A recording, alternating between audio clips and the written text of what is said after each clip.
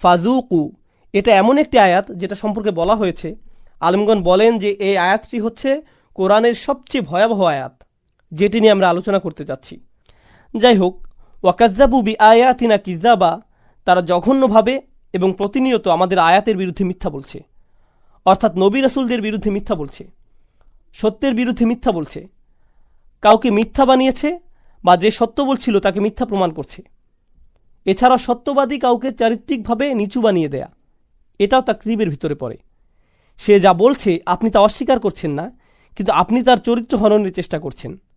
অনেক কাফিররাই এমনটা করেছে নবী রাসূলদের বিরুদ্ধে আলাইহিমুসসালাম। সত্যের বিরুদ্ধে তাদের কোনো যুক্তি বা দলিল ছিল না, তাই না পেরে তারা আল্লাহর বার্তাবাহকদের অপমান করার চেষ্টা করত। এতে হয়তো ঝামেলা শেষ হবে। এরপর আল্লাহ আযজা ওয়া জাল্লা বলছেন, ওয়াকুল্লা শাইইন আহসাইনাহু কিতাবা। এই আয়াত তাদের মিথ্যা আশা শেষ করে দেয়। তারা আশা করছিল কোনো হিসাবের দিন থাকবে না। হিসাবের কথা বলতে গিয়ে আল্লাহ বলেন, ওয়াকুল্লা শাইইন আহসাইনাহু কিতাবা, প্রত্যেকটা বিষয়। কুল্লা শাইইন হচ্ছে মাফউল বিহি, আর এটা হচ্ছে মুকদ্দম, অর্থাৎ আগে নিয়ে আসা হয়েছে তাআজ্জুবের কারণে, অর্থাৎ আকস্মিকতা বোঝাতে। তোমরা অবাক হইও না, আমরা প্রতিটা বিষয় আয়াত্তে নিয়ে রেখেছি। আহসাইনা, ইহসা শব্দটি আরবিতে, আধুনিক আরবিতে গণনা বোঝায়, আদাদা শব্দটির মতো, যেটিও গণনা বোঝায়, কিন্তু দুটির মধ্যে একটা পার্থক্য রয়েছে। ইহসা বলতে বোঝায় গণনা করে রাখা, আর সাথে সেটা রক্ষাও করা। গণনার সাথে আর্কাইভ বা সেভ করে রাখা, যাতে পুরোপুরি সংরক্ষিত থাকে। মানে আপনি এভাবে আপনার ডাটা হারাবেন না। যেমন অ্যাকাউন্টেন্ট বা লাইব্রেরিয়ান বইগুলো গণনা করে, টুকি রাখতে পারে, কিন্তু বইগুলো আগুনে পুড়ে যেতে পারে বা হার্ড ড্রাইভ ক্রাশ করতে পারে। কিন্তু ইহসা শব্দের অর্থ আপনি সেগুলো গুনে রাখছেন শুধু এমন না, বরং সাথে সুরক্ষিতও করে রাখছেন, যাতে কোনো ক্ষতি না হয়। আল্লাহ বলেন, ওয়াকুল্লা শাইইন আহসাইনাহু, আমরা সেটা গণনা করেছি আর সাথে সুরক্ষিতও করেছি। দুটোই। কিতাবা অর্থাৎ লিখিতভাবে বা লিখিত ডকুমেন্ট। ফাজুকু এটা এমন একটি আয়াত যেটা সম্পর্কে বলা হয়েছে। আলেমগণ বলেন যে এই আয়াতটি হচ্ছে কোরআনের সবচেয়ে ভয়াবহ আয়াত, যেটি নিয়ে আমরা আলোচনা করতে যাচ্ছি। প্রতিবার যখনই তারা বের হয়ে আযাব থেকে পরিত্রাণ পেতে চেয়েছে, তাদের এমন আযাবে প্রবেশ করানো হয়েছে যেটা আগেরটার চাইতেও ভয়াবহ। এটাই সেটা যা এখানে উল্লেখিত হয়েছে। যাই হোক, ফাজুকু, আল্লাহ বলেন তারপর তোমরা এগিয়ে যাও আর স্বাদ নিতে থাকো। এখন আপনারা যদি আগের আয়াতটির দিকে লক্ষ্য করেন, ওয়াকাজ্জাবু বি আয়াতিনা কিজাবা, তারা মিথ্যা বলেছিল, এখানে নাম পুরুষ ব্যবহার করা হয়েছে, মানে বাইদ, অর্থাৎ অনেক দূরের বিষয়। কিন্তু হঠাৎ ফাজুকু, তোমরা সকলে স্বাদ গ্রহণ করো, এখানে তুমি বলে সম্বোধন করা হচ্ছে, তারা নয়, নিকটে আনা হচ্ছে বিষয়টা। এখানে মূলনীতি হচ্ছে আল ইলতিফাত সাহিদ আলাল সিদ্দাতিল গাদাব। নাম পুরুষ থেকে সরাসরি মধ্যম পুরুষে চলে আসার মাধ্যমে বোঝানো হচ্ছে আল্লাহর ক্রোধ এখানে ঠিক কতটা ব্যাপক, যে কারণে তিনি এখানে এভাবে কথা বলছেন শাস্তির ক্ষেত্রে। এখানে আরেকটি বিষয় হচ্ছে, আল্লাহ আযজা ওয়া জাল্লা তাদের বলেননি ফাকাল রব্বুহুম লাহুম, তাদের রব তাদের বলেছিলেন, অথবা ক্বাল আল্লাহু লাহুম, আল্লাহ তাদের বলেছিলেন, ইয়াকুলুল্লাহু, আল্লাহ তাদের বলবেন। আল্লাহ তাদের নামের পাশে নিজের নাম বসাচ্ছেন না, জাহান্নামীদের পাশে আল্লাহ নিজের নাম বসান না। কোরআনের বিভিন্ন জায়গায় আপনারা দেখতে পাবেন কিলা শব্দটি তাদের বলা হয়েছিল, অথবা তাদের বলা হবে। আল্লাহ তাদের দিকে এমনকি ফিরছেনও না। ওয়ালা ইয়ানজুরু ইলা ইয়াউমুল কিয়ামা ওয়ালা ইউযাক্কিহিম ওয়ালা ইউকাল্লিমুহুমুল্লাহ। সাথে আল্লাহ এটাও বলছেন, আল্লাহ সরাসরি তাদের সাথে কথা বলবেন না, তো তাদের এভাবে বলা হবে। কিন্তু অন্যান্য আলেমদের মত অনুযায়ী বিচার দিনের সময় আল্লাহ তাদের উদ্দেশ্য করে বলবেনই না, সরাসরি বলবেনই না। এটা হচ্ছে তাদের শাস্তির অংশ, যে তিনি তাদের দিকে ফিরেও তাকাবেন না। জাহান্নামের আগুন হতে আল্লাহ আমাদের রক্ষা করুন। ফাযুকু ফালান নাযীদাকুম ইল্লা আযাবা, তারপর তোমরা অগ্রসর হও আর স্বাদ নাও, অর্থাৎ ফলস্বরূপ আমরা তোমাদের জন্য শাস্তি ব্যতীত অন্য কিছুই বৃদ্ধি করব না। তারা কিসের জন্য মিনতি করতে থাকবে? সামান্য বারদের জন্য, সামান্য শরাবের জন্য, একটু সামান্য শীতলতা, একটু যদি বাঁচা যেত, একটু কিছু যদি পান করা যেত। কিন্তু আল্লাহ বলছেন, তোমাদের জন্য শুধুমাত্র একটা জিনিসই আমি বৃদ্ধি করতে পারি, সেটা হচ্ছে আগের বারের চাইতেও ভয়ঙ্কর শাস্তি। এখন অবস্থার পরিবর্তন হতে যাচ্ছে। অপর বা উল্টো পাশে আমরা এখন দেখতে পাবো এখানে দুইটি শ্রোতা রয়েছে আল্লাহ সুবহানাহু ওয়া তাআলার। একটা হচ্ছে কুফফাররা, অপরটা হচ্ছে মুত্তাকি। আল্লাহ যখন মুত্তাকিদের সাথে কথা বলছেন, তখন তিনি সরাসরি তাদের দিকে ফিরেই বলছেন, তাদের নসিহত করছেন। আর এভাবে কাফিররাও শুনতে পাচ্ছে আল্লাহ কিভাবে মুত্তাকিদের সাথে কথা বলেন। তাই আপনাদের বুঝতে হবে আল্লাহ কিভাবে কথা বলেন ভিন্ন ভিন্ন শ্রোতার ক্ষেত্রে। আল্লাহ তাআলা ৯৭ নম্বর সূরা দিয়ে এই সূরার নাম সূরাতুল কদর। এটা হলো শক্তির রাত, ভাগ্য নির্ধারণের রাত বা মহামূল্যবান রাত। কদরের অনেকগুলো সম্ভাব্য অনুবাদ রয়েছে। আজ রাত এই সূরা নিয়ে আলোচনা করার উপযুক্ত সময়, যেহেতু আমরা রমজানের শেষ 10 দিনে প্রবেশ করেছি। আমাদের ঐতিহ্যে এই রাত নিয়ে অসংখ্য অভিমত পাওয়া যায়। কেউ কেউ গণনা করে দেখেছেন 40-এর মতো অভিমত রয়েছে। আমার কাছে ব্যাপারটা মজার মনে হয়েছে, কারণ রাত হতে পারে সর্বোচ্চ 30টি, আর কোনটি সেই রাত তা নিয়ে মত রয়েছে 40টি। এ ব্যাপারে অন্যরা অভিমত গণনা করেছেন। ইমাম রাজি 9টি অভিমত গণনা করেছেন। কেউ কেউ এমনকি এই অভিমত ব্যক্ত করেছেন যে এটি 30তম রাত বা 29তম রাত অথবা 23তম, 21তম, 27তম রাত ইত্যাদি ইত্যাদি। কোনটি সেই রাত আজ আমি তা নিয়ে কথা বলতে যাচ্ছি না, কারণ এত সব অভিমত এবং প্রবণতা নিয়ে অধ্যয়ন করার পর সম্ভাব্য এই রাত নিয়ে আমার কাছে মনে হয়েছে যে এই রাত হলো শেষ 10 রাতের যে কোনো একটি। এটি সবচেয়ে গ্রহণযোগ্য অভিমত। আর এই রাতের ব্যাপারে আমার দৃষ্টিভঙ্গি হওয়া উচিত এরকম, প্রতি বছর এই রাতের তারিখ পরিবর্তিত হয়। যে কোনো একটি রাতকে নির্ধারণ করে নেবেন না, এটি একটি চলমান লক্ষ্য। সুতরাং প্রতি বছর এটি খুঁজে পেতে চেষ্টা করুন। এর সপক্ষে প্রমাণ হলো হাদিসে এই রাতের কিছু চিহ্ন বর্ণনা করা হয়েছে। এর থেকে কয়েকটি আমি আপনাদের সামনে আলোচনা করব। ওই রাতে কি খোঁজ করতে হবে তা কোনো কোনো হাদিসে বলা হয়েছে, যেমন সাহাবারা স্বপ্নে দেখেছেন। এমনকি আজকের দিনেও কোনো কোনো বিশ্বাসী স্বপ্ন দেখে বুঝতে পারেন কোনটি সেই রাত। এটা ইলহামের মতো একটা ব্যাপার। এটা এমন নয় যে স্বপ্নে দেখে তিনি সবার জন্য অনলাইনে ঘোষণা করে দিবেন। এটা মূলত তার নিজের জন্য। তিনি বুঝতে পারেন এটাই সেই রাত। অস্বাভাবিক এক প্রশান্তি, নিস্তব্ধতা তারা অনুভব করেন। সময় এলে আমি কিছু হাদিস বর্ণনা করব আপনাদের নিকট ইনশাআল্লাহ, সেই রাতের অনুভূতিটা কেমন হয় ইত্যাদি ইত্যাদি। কিন্তু এর থেকে আসলে 100% নিশ্চিত হতে পারবেন না। অ্যান্টার্কটিকার মানুষ তো আর কদরের রাতের নিদর্শন হিসেবে ঠান্ডা বাতাস অনুভব করবে না এবং বলবে না ও এটাই লাইলাতুল কদর। এমনটা করতে যাচ্ছে না। মানুষ বিভিন্ন ধরনের জলবায়ুতে বাস করে। যেমন যেমন স্কটল্যান্ডে যারা বাস করে সেখানকার জলবায়ু প্রধানত মেঘাচ্ছন্ন। এজন্য সকালবেলা সূর্যের তীব্র আলো সেখানে খুব একটা দেখা যায় না। তাই এভাবে বলা কঠিন যে অমুক অমুক নিদর্শনগুলো একেবারে পরিষ্কারভাবে লাইলাতুল কদরের প্রতি নির্দেশ করছে। কিছু কিছু নিদর্শন এই রাতের প্রতি সম্বন্ধযুক্ত করা হয়েছে, তবে এটা হার্ড কোনো সায়েন্স নয়। তবুও আমি আবারও আমার নিজেকে এবং আপনাদেরকে স্মরণ করিয়ে দিতে চাই, এই রাতের খোঁজ করা খুবই গুরুত্বপূর্ণ এক অনুসন্ধান। এটা এত বড় একটি ব্যাপার যে আল্লাহ সম্পূর্ণ একটি সূরা, একটি বা দুইটি আয়াত নয়, আল কোরআনের সম্পূর্ণ একটি সূরা উৎসর্গ করেছেন শুধু এই উদ্দেশ্যে। আর এটাই কেবল নয়, সূরা দুখানের শুরুতে তিনি আবারও এই রাতের কথা বলেছেন। 44 নম্বর সূরার প্রথম প্যাসেজ শুধু এই রাতের জন্য তিনি উৎসর্গ করেছেন। এই রাত কিসের প্রতি আভাস দেয়? কেন এই রাত গুরুত্বপূর্ণ? তাই এটা কোনো ছোট ব্যাপার নয়। অন্য অনেক দিন এবং রাতের মর্যাদাও ইসলামে স্বীকৃত, যেমন হজের দিনগুলোর পবিত্র মর্যাদা রয়েছে, গোটা রমজান মাসেরও একটা ধর্মীয় মর্যাদা রয়েছে। কিন্তু বছরের যে কোনো সময় বা তারিখের জন্য এভাবে গোটা একটি সূরা উৎসর্গ করা হয়নি, এইরকম আর হয়নি। এই ব্যাপারে কেবল আরেকটি সূরার কথা আমার মনে পড়ে, যা একটা নির্দিষ্ট সময়ের জন্য উৎসর্গ করা হয়েছে, সূরাতুল জুমআ। সেক্ষেত্রে সম্পূর্ণ সূরা এই উদ্দেশ্যে উৎসর্গ করা হয়নি, শুধু শেষের কয়েকটি আয়াত 9, 10 এবং 11। সূরার বাকি অংশ অন্য বিষয় নিয়ে, যা শুক্রবারের নামাজের দিকে নিয়ে যায়। কদরের বিষয়টি অনন্য। এই ব্যাপারটা আমাদের মাথায় রাখা প্রয়োজন। আমরা যেহেতু এই রাতগুলো শুরু করতে যাচ্ছি, আমি দোয়া করি আল্লাহ আযজা ওয়া জাল্লা যেন আমাদেরকে সুযোগ, শক্তি, উৎসাহ, আন্তরিকতা, খাঁটি অশ্রু দান করেন, যার মাধ্যমে এই সময়ে আমরা আল্লাহর ক্ষমা লাভ করতে পারি। ওকে, তো আল্লাহ আযজা ওয়া জাল্লা শুরু করছেন এই বলে, ইন্না আনজালনাহু ফি লাইলাতুল কদর, নিশ্চয়ই আমি এটা নাজিল করেছি লাইলাতুল কদরে।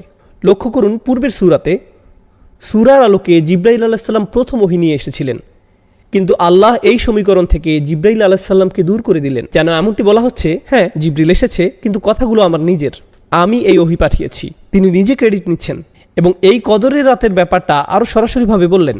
এভাবে বলেননি যে আমি আমার দূত জিবরিলকে তোমার নিকট পাঠিয়েছি, বরং বলেছেন নিশ্চয়ই আমি এটি নাজিল করেছি। এর মাঝে হু এর প্রতি লক্ষ্য করুন। ইন্না আনজালনাহু, কুরআন নাজিল করেছি বলার পরিবর্তে বলা হয় আমি এটি নাজিল করেছি। আরবি ব্যাকরণের ভাষায় এর নাম দমিরে সান। অন্য কথায় যখন বলেন এটি, তার মানে কিছু একটা যা মানুষ আগে থেকেই জানে। যেমন আপনাদের সাথে বাক্যালাপ করার সময় জিজ্ঞেস করলাম, আপনারা কি এটা দেখেছেন?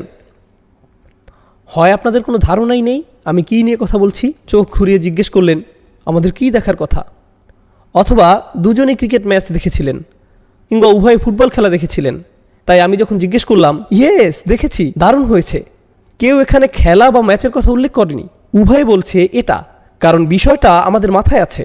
যখন আল্লাহ বলছেন ইন্না আনজালনা হু, আমি এটা নাজিল করেছি, এর দ্বারা ইঙ্গিত করছে যে কোরআন অবতীর্ণ হওয়াকালে এই ব্যাপারটা সবার মাথায় ছিল। কোরআন তখন বিস্ময়কর এক ব্যাপার হয়ে দাঁড়িয়েছিল। যখন কেউ বলেছিল, তুমি কি এটা শুনেছ? এমন কথা শুনলে মক্কার মানুষরা কোরআন ছাড়া আর অন্য কিছুর কথা ভাবতে পারে না। কবিতা, ছন্দ বা কোনো গল্পের কথা তাদের মাথায় আসতো না, এমনকি শত্রুদের মাথায়ও না। কোরআন গোটা শহরে ছড়িয়ে পড়েছিল। তাই আল্লাহ যখন বলছেন এটি, তখন বিশ্বাসী অবিশ্বাসী সবাই বুঝতে পেরেছিল এখানে এটি বলতে কোরআনকে বোঝানো হয়েছে।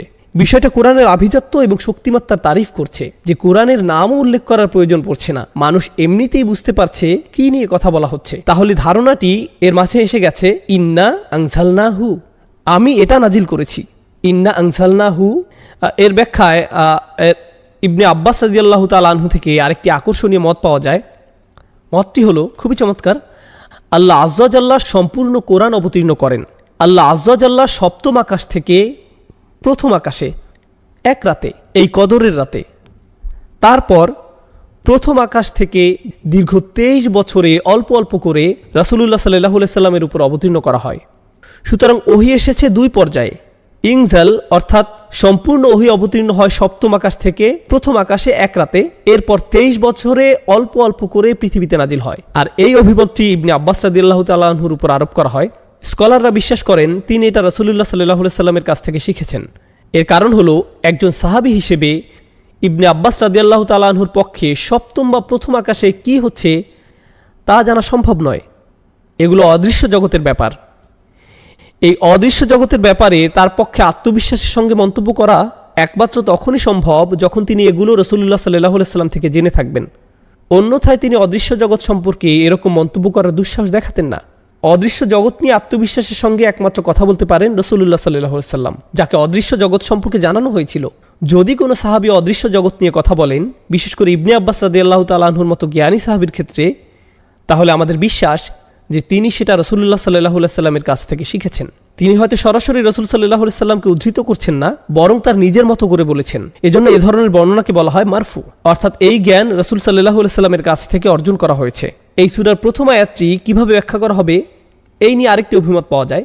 এটাকে এমনভাবে ব্যাখ্যা করা যায়, আমি কদরের রাতে এটি পাঠানো শুরু করেছি, অর্থাৎ মহানবী সাল্লাল্লাহু আলাইহি সাল্লামের প্রতি কোরআন অবতীর্ণ হওয়া শুরু করে এই রাতে। কেউ কেউ যুক্তি দেখান এখানে হু আগের সূরা ইকরা বিইসমি রাব্বিকাল্লাযী, এটা হলো আল্লাযী খলাক, সেই ওহী আমি কদরের রাতে নাজিল করেছি। তাহলে এটি ওইটার প্রতি ইঙ্গিত করছে। এই সূরা অধ্যয়নকালে গুরুত্বহীন আরেকটি অভিমত পাওয়া গেছে। এটা আসলে তেমন কোনো বিষয় না, তারপরেও আমি একাডেমিক উদ্দেশ্যে তা উল্লেখ করছি। কেউ কেউ এই অভিমত ব্যক্ত করেছেন যে এই লাইলাতুল কদর রমজান মাসের প্রতি নির্দেশ করছে না, এটা শাবান মাসের মধ্যরাতের প্রতি নির্দেশ করছে। কারণ কয়েকটি বর্ণনা আয়েশা রাদিয়াল্লাহু তাআলা আনহার প্রতি আরোপ করা হয়, যেখানে তিনি শাবান মাসের ফজিলতের কথা উল্লেখ করেছেন। একে লাইলাতুল মুবারাকাও বলা হয়। তাই তারা এই অভিমত ব্যক্ত করেছেন যে সম্ভবত এটি রমজান মাসের কথা বলছে না, এটা শাবান মাসের মধ্যরাত সম্পর্কে বলছে। কিন্তু এই অভিমতটি সরাসরি বাতিল করে দেয়া হয়েছে। এর বহু কারণ আছে, আমি শুধু একটি কারণ বলছি। আল্লাহ সুস্পষ্টভাবে কোরআন সম্পর্কে বলেছেন, শাহরু রমাদান আল্লাযী উনজিলা ফীহিল কুরআন, রমজান মাস, এই মাসেই কোরআন অবতীর্ণ করা হয়েছে। রমজান মাসের প্রতিটি রাত কোরআন অবতীর্ণের মাসের অন্তর্গত। তাই আল্লাহ যেহেতু বলছেন আমি এটি লাইলাতুল কদরে অবতীর্ণ করেছি, সুতরাং লাইলাতুল কদর কেবল রমজান মাসেই হওয়া সম্ভব। এই দুইটি একে অপরের সাথে ওতপ্রোতভাবে জড়িয়ে আছে, একে অন্যভাবে দেখার অবকাশ নেই। এখন আমি কদর শব্দের অর্থ নিয়ে কিছু কথা শেয়ার করতে চাই। তিনভাবে কদর শব্দের ব্যাখ্যা করা যায় বা চিন্তা করা যায়। তিনভাবে কদর শব্দের ব্যাখ্যা করা যায়। এই বিশ্লেষণ আমাদেরকে সূরার কাঠামো এবং এর অর্থ বুঝতে সাহায্য করবে ইনশাআল্লাহ তাআলা। আরবিতে কদর শব্দের একটি অর্থ হলো নিরূপণ করা, কিয়াস করা, কোনো কিছুর সীমা নির্ধারণ করে দেয়া। তাকদীর বলতে কোনো কিছুর চৌহদ্দি ঠিক করে দেয়া বোঝায়। কোরআনের অন্যত্র এসেছে কদ্দারনাহু মানাজিলা, আমরা চাঁদের জন্য বিভিন্ন পর্যায়ে নিরূপণ করে দিয়েছি। সুতরাং একভাবে এটাকে ব্যাখ্যা করা হয়েছে এভাবে যে সূরা দুখানের সাথে মিলে যায়। একটু পরে সেটা নিয়ে আলোচনা করব। এই রাতে আল্লাহ বছরের বাকি সময়ের বড় বড় সিদ্ধান্তগুলো পাঠিয়ে থাকেন এবং সমস্ত ভালো সিদ্ধান্তগুলো, সব ভালো ভালো সিদ্ধান্তগুলো, বড় বড় সিদ্ধান্তগুলো পাঠিয়ে থাকেন। কে কি অর্জন করবে, কে কোন ধরনের সুখ সমৃদ্ধি লাভ করবে, কোন কোন বাচ্চা জন্মগ্রহণ করবে, কোন কোন বিবাহ সংঘটিত হবে, কোন কোন ভালো বা খারাপ ঘটনা ঘটবে, কে কে ইসলাম গ্রহণ করবে, কে শান্তিতে মারা যাবে, যাই হোক না কেন এই সমস্ত সিদ্ধান্তগুলো আল্লাহ এর সবই জানেন। কিন্তু ফেরেশতারা এই রাত থেকে এগুলোর বাস্তবায়ন শুরু করে। সরকারের যেমন বাজেট থাকে এবং সেই বাজেটের বাস্তবায়ন থাকে, এটা সেই রাত, এটা সেই রাত, এটা সেই রাত যে রাতে আল্লাহর সিদ্ধান্তগুলো পাঠানো হয় এবং ফেরেশতাদের মাধ্যমে এগুলোর বাস্তবায়ন করা শুরু হয়। এটা হলো লাইলাতুল কদরের একটি অর্থ। এর আলোকে আমি সূরাতুদ দুখান থেকে কয়েকটি আয়াত পড়ছি। হামিম ওয়াল কিতাবিল মুবিন। হামিম, সুস্পষ্ট কিতাবের কসম। ইন্না আনসালনাহু ফি লাইলাতিন মুবারাকাহ। আমি একে অবতীর্ণ করেছি এক বরকতময় রাতে। এমন রাত যে রাতে কল্যাণের শুধু বৃদ্ধিই ঘটে, আপনার প্রত্যাশার চেয়েও বেশি কল্যাণের প্রকাশ ঘটতে থাকে। এই শব্দটি মাথায় রাখুন। মুবারাকা মানে এমন কিছু যাকে বহুগুণে বৃদ্ধি পাওয়ার ক্ষমতা দেয়া হয়েছে। মুবারাকের অর্থ এটাই, এমন কিছু যা বর্তমান থাকে এবং বহুগুণে বৃদ্ধি পায়। এই ধারণার কাছে আমরা আবার ফিরে আসবো সূরা কদর শিখতে থাকা অবস্থায়। এই বহুগুণে বৃদ্ধি পাওয়াটা দেখতে পাবো, আর সেটা হবে মুবারাকার তাফসির। কেন এই রাতে সওয়াব বহুগুণে বৃদ্ধি পায়? ইন্না কুন্না মুনজিরিন, নিশ্চয়ই আমি সতর্ককারী। ফিহা ইউফরাকু কুল্লু আমরিন হাকিম, সেই রাতে প্রত্যেক প্রজ্ঞাপূর্ণ সিদ্ধান্ত আলাদা করা হয় এবং বিতরণ করা হয়। আল্লাহ বলছেন এই রাত সিদ্ধান্ত নেয়ার রাত। কদর মানে ভাগ্য, সীমা এবং সে সিদ্ধান্তগুলো এখন আল্লাহ আজ্জা জাল্লা কর্তৃক জারি করা হয়েছে। আমরিন মিন ইনদিনা, আমার আদেশক্রমে। ইন্না কুন্না মুরসিলিন, আমি প্রেরণ করি। রহমাতাম মির রব্বিক ইন্নাহু হুয়া সামিউল আলিম, অর্থাৎ এই সমস্ত আদেশ আল্লাহর দয়া এবং ভালোবাসার বহিঃপ্রকাশ। এইগুলো আল্লাহর কাছ থেকে ভালোবাসাপূর্ণ আদেশ। এই রাতে যে সিদ্ধান্তগুলো আসে সেগুলো ধ্বংসের সিদ্ধান্ত নয়, দুর্যোগ বা এরকম কিছু নয়। সিদ্ধান্তগুলো আল্লাহর পক্ষ থেকে দয়া, ভালোবাসা এবং স্নেহের প্রকাশ। এই অংশটা গুরুত্বপূর্ণ। ইন্নাহু হুয়া সামিউল আলিম, তিনি সর্বশ্রোতা এবং সর্বজ্ঞানী। আপনার অন্তরে কি হচ্ছে, কি দোয়া করছেন, বিশেষ করে এই রাতে আল্লাহ তার সব কিছুই শুনছেন। সূরাতুদ দুখানের এই আয়াতগুলোতে তিনি এটাই বলছেন। আমাদের মনে এই সম্পর্কে কোনো দ্বিধা থাকা যাবে না। রব্বিস সামাওয়াতি ওয়াল আরদ ওয়া মা বাইনাহুমা ইন কুনতুম মুকিনিন, যিনি আসমানসমূহ, জমিন এবং এ দুয়ের মধ্যবর্তী সবকিছুর রব, যদি তোমরা দৃঢ় বিশ্বাস পোষণকারী হও। কদরের দ্বিতীয় অর্থ হলো মানাজিল বা শারাফ, আভিজাত্য, সম্মান। এই রাত্রি ব্যাপক সম্মানের। কেন? ব্যাপারটাকে এভাবে ভাবতে পারেন, সবচেয়ে সম্মানিত ফেরেশতা জিবরাইল আলাইহিস সালামের আগমন ঘটে এই রাতে। তিনি আল্লাহর সবচেয়ে সম্মানিত বই কুরআন নিয়ে আগমন করেছিলেন, আর তিনি সবচেয়ে সম্মানিত রাসূলকে এটি প্রদান করেন সবচেয়ে সম্মানিত রাতে।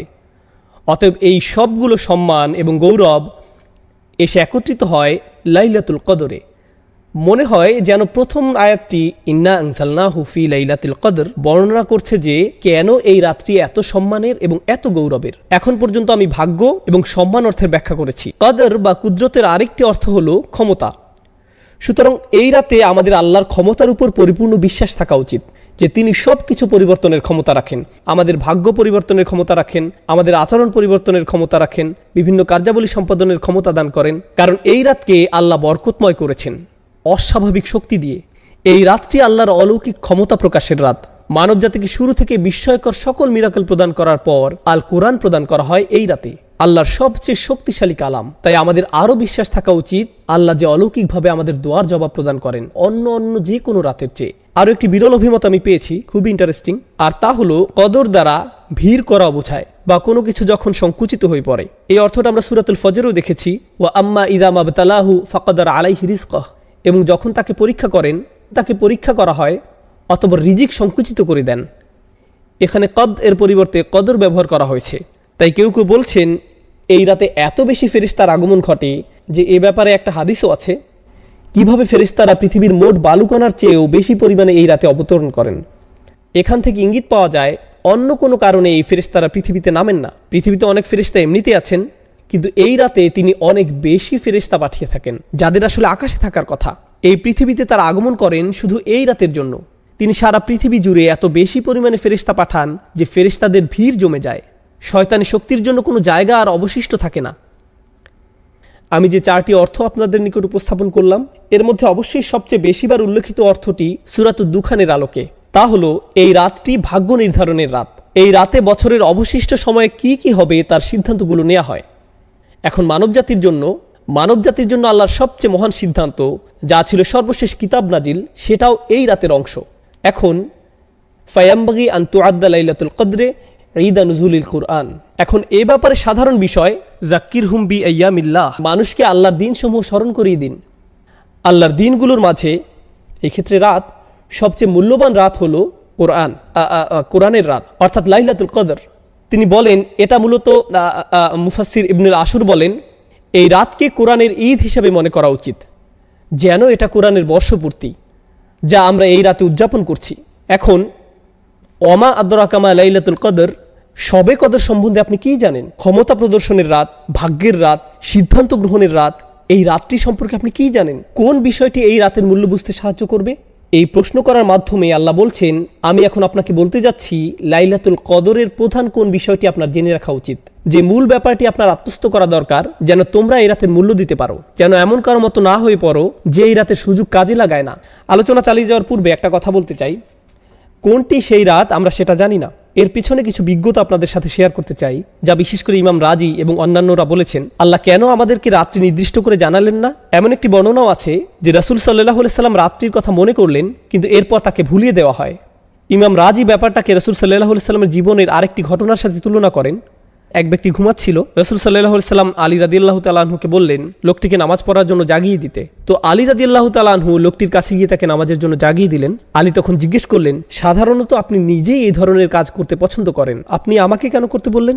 আমি সব সময় দেখেছি ভালো কাজ করার কোনো সুযোগ দেখলে অন্য কাউকে বলার পূর্বে আপনি নিজেই তা করেন। আমি কৌতূহলী, আপনি এই কাজ কেন আমাকে দিয়ে করালেন? তখন তিনি বললেন, যদি আমি তাকে জাগাতাম আর সে অলসতা প্রদর্শন করত, সে আমার কথা না শুনে আমাকে ঘুমের ঘরে সরিয়ে দিত, তখন সেটা কুফরি হয়ে যেত। সে যদি তোমার প্রতি বিরক্তি প্রকাশ করত, তাহলে প্রমাণ হতো সে শুধু অলস। সে যদি আমার কথা না শুনতো, তাহলে সেটা অনেক বড় একটা ব্যাপার হতো। ও আলামু আন্না ফীকুম রাসূলুল্লাহ, এই ব্যাপারটা মাথায় রেখে চিন্তা করুন, আমরা যদি জানতাম আজ লাইলাতুল কদর কিন্তু আমরা মিস করলাম, তখন এটা হবে বিশাল এক অপরাধ। গোটা একটা সূরা নাজিল হবার পর যে এই রাতের মর্যাদা কত বেশি, কিন্তু ইমানদার ব্যক্তি যদি এমন করে, ধুর আজ ভালো লাগছে না, তখন সেটা হতো ভয়ঙ্কর এক অপরাধ। কারণ এই রাতের মর্যাদা যেমন বিশাল, তেমনি একে ভুলে যাওয়া বিশাল অপরাধ। এটা আসলে আল্লাহর দয়া যে তিনি সেই দরজা উন্মুক্ত করেননি, তিনি বলেননি এটা হলো সেই রাত, আর কোনো সমস্যা নেই। আল্লাহ আমাদেরকে তাদের অন্তর্ভুক্ত করুন যারা বিনয়ের সাথে এই রাতের অনুসন্ধান করে এবং খুঁজে পায়। যাই হোক, এখন লাইলাতুল কদরের প্রথম উপকারিতা, লাইলাতুল কদরি খৈরুম মিন আলফি শাহর। শবে কদর হলো 1000 মাস অপেক্ষা শ্রেষ্ঠ। কেউ কেউ এই 1000 মাসকে আক্ষরিক অর্থেই নিয়েছেন এবং গণনা করে বের করেছেন 1000 মাস সমান সমান 83 বছর 4 মাস। সুতরাং আজকে যদি শবে কদর হয় আর আপনি ফজরের নামাজ আদায় করেন, তাহলে আপনি 83 বছরের জন্য ছুটি নিতে পারেন। না না, এমনটা নয়। এই আয়াতের অর্থ এটা নয়, এই আয়াতের অর্থ এটা নয়। আরেকটি ব্যাপার যেটা লক্ষণীয়, আল্লাহ তাআলা বিভিন্ন পরিমাপে সময়ের উল্লেখ করেন, যেমন হাজার বছর, আলফা সানাতিন, কখনো যোগ করেন মিম্মা তাউদ্দুন, তোমাদের গণনার হিসেবে। অন্য কথায় এই আয়াতে এই অর্থটাও এখানে সুপ্ত আছে যে তোমাদের গণনার হিসেবে 1000 মাস থেকেও এই রাত উত্তম। 80 বছরের কিছু বেশি মূলত একজন স্বাভাবিক মানুষের আয়ুষ্কাল।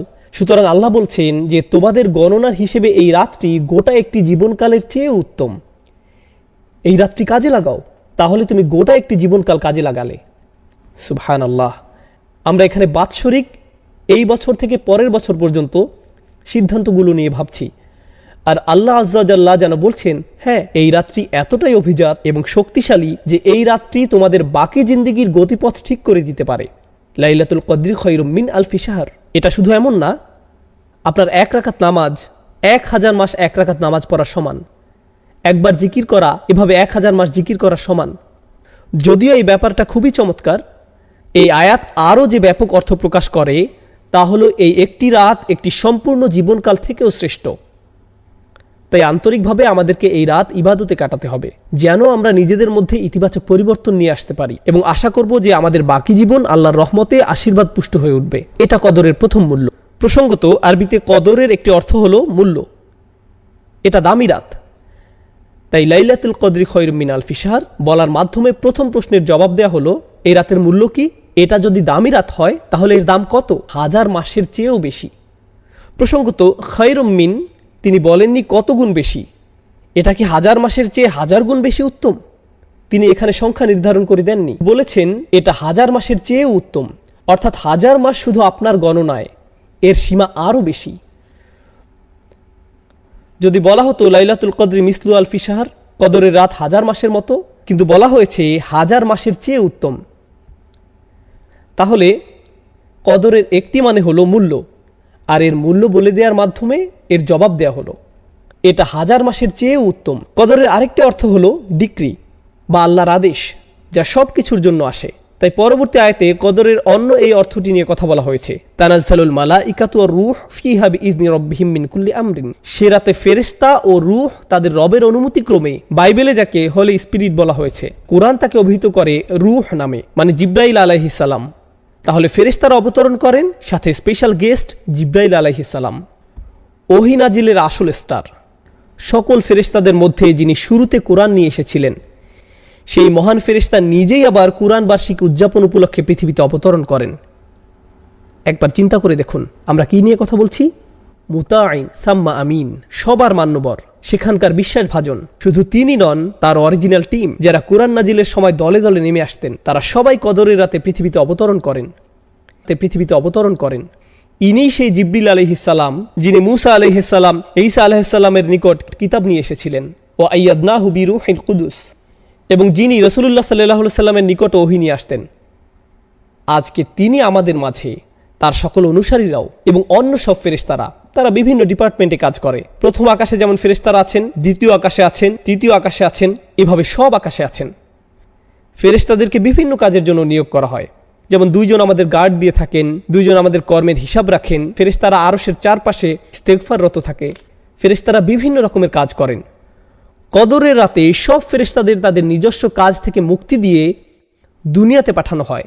এমনকি জিব্রাইল আলাইহিস সালাম অবতরণ করেন ইনদা সিদরাতিল মুনতাহা, সিদরাতিল মুনতাহার নিকট থেকে, যেখানে তার মাকাম, যেখানে তিনি আমিন, তিনি সেখান থেকে এই রাতের জন্য অবতরণ করেন।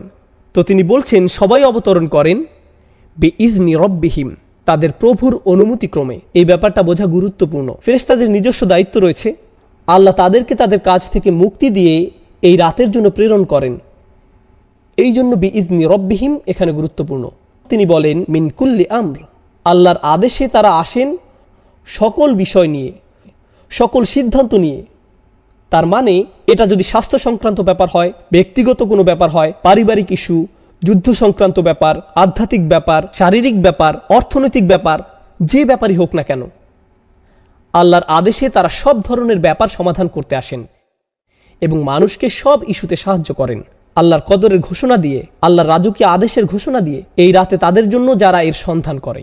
তাহলে ফেরেশতারা আমাদের চারপাশে ভেসে বেড়ান, আমাদের সকল স্থান প্লাবিত করে ফেলেন। তারা আমাদেরকে তাই দিতে প্রস্তুত যা আল্লাহ আমাদের জন্য লিখে রেখেছেন। এটাই হলো তানাজ্জালুল মালাইকাতু ওয়ার রূহ ফিহা বিইজনি রাব্বিহিম মিন কুল্লি আমরিন। প্রসঙ্গত এই আয়াতের বর্তমান কাল নির্দেশ করে এমনটা যে শুধু প্রথমবার হয়েছিল তা নয়, অর্থাৎ যেবার কুরআন নাজিল হয়েছিল এমনটি ঘটতেই থাকে। কারণ এই প্রশ্নটি বিভিন্ন তাফসীরে উত্থাপন করা হয়েছিল, লাইলাতুল কদর কি শুধু একবারের জন্য, নাকি এটি প্রতি বছর ঘটবে? প্রতি বছর কি এভাবে ফেরেশতারা অবতরণ করবে? আল্লাহ এখানে বলেননি ফেরেশতারা অবতরণ করেছিল, বরং তিনি বলেছেন তারা অবতরণ করে। মানে এটি একটি চলমান প্রক্রিয়া। আল্লাহ এই উপহারটি মানবজাতিকে প্রতি বছর প্রদান করেন। So ومعنى بإذن ربهم أن هذا التنزيل كرامة أكرم الله بها المسلمين بأن أنزل لهم في تلك الليلة جماعات من الملائكة وفيهم أشرفهم। দলে দলে ফেরেশতারা অবতরণ করেন, এটি মুসলমানদের প্রতি আল্লাহর একটি উপহার। কথা বলছিলাম বিইজনি রাব্বিহিম মিন কুল্লি আমর নিয়ে। কিছু কিছু তাফসীরকারক আরও বলেছেন তারা আল্লাহর আদেশের হেফাজত করে। আল্লাহ তার নির্দেশ জারি করেছেন, এখন ফেরেশতারা নিশ্চিত করবেন যে এই নির্দেশগুলো বাস্তবায়িত হয়েছে। এখন দ্রুত শেষ আয়াত নিয়ে কথা বলবো। আমরা এই আয়াতে প্রবেশ করার পর দেখব আল্লাহ আযজা ওয়া জাল্লা কদরের আরেকটি অর্থ এখানে প্রদান করেছেন, সীমা নির্ধারণ করা। কদ জাআলাল্লাহু লিকুল্লি শাইইন কদর, আল্লাহ সব কিছুর জন্য একটি পরিমাণ স্থির করে রেখেছেন। যদি খেয়াল করেন তাহলে দেখবেন প্রথম উত্তর ছিল লাইলাতুল কদরের মূল্য নিয়ে, দ্বিতীয় উত্তর ছিল লাইলাতুল কদরের আদেশ জারি নিয়ে, তৃতীয় উত্তর হলো লাইলাতুল কদরের সীমা নিয়ে। সীমা মানে এই রাত কতক্ষণ পর্যন্ত থাকে, এটাও কদরের আরেকটি অর্থ। আমাকে এমনকি আপনাদের নিকট এই সূরার গঠন বিন্যাস উপস্থাপন করতে হবে না। এই প্রশ্ন করার পর প্রতিটি আয়াত কদর সম্পর্কে, ইন্না আনজালনাহু ফি লাইলাতুল কদর ওয়া মা আদরাকা মা লাইলাতুল কদর, প্রতিটি আয়াত অনন্য কিছু তথ্য দিচ্ছে। আবার বলছি, একটি আয়াতের মূল্য নিয়ে যা 1000 মাসের চেয়ে উত্তম, একটি আয়াত ভাগ্য নির্ধারণ নিয়ে, এটাও কদরের অর্থ, আরেকটি আয়াত সীমা নিয়ে। আর সীমা নিয়ে এই আয়াতটি আমার নিকট খুবই মনোমুগ্ধকর। সালামুন হিয়া হাত্তা মাতলা আইল ফাজর। আমি শুরু করব এই অনন্য বৈশিষ্ট্য নিয়ে। মাতলা অর্থ ফজরের উদয়, একেবারে ভোরের সময় নয়, ফজরের উদয় মানে সূর্য ইতিমধ্যে উদয় হয়ে যাচ্ছে। অন্য কথায় আল্লাহ এত দয়ালু, এতই মহান এবং এই রাতে এতই উদার যে জানেন তো আমাদের সাহারির সময় শেষ হয়ে যায় অন্ধকার থাকতেই, যখন দ্বিতীয় ফজরের আগমন ঘটে। লাইলাতুল কদরের ক্ষেত্রে এই নিয়ম নয়। লাইলাতুল কদর